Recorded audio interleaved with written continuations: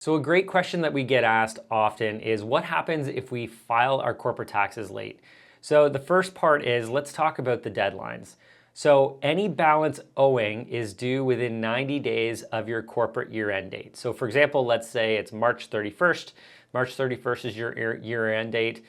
June 30th is when the payment needs to be made with respect to those taxes.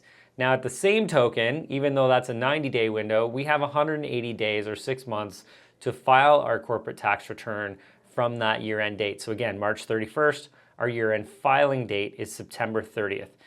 Here's the situation. If you've paid your balance owing within 90 days and there's nothing owing, there's zero late filing penalty related to not getting your taxes filed by September 30th. If it's October 15th, no penalty.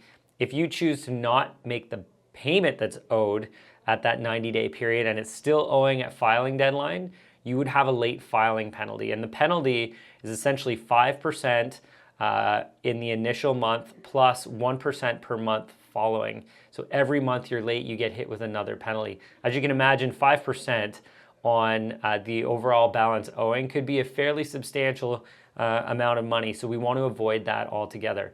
The other part that I think is important to discuss is the fact that if we file late, our government agencies essentially have a risk profile rating. And if we're not filing on time, it enhances our risk profile rating, which ultimately could result in greater risk of being audited.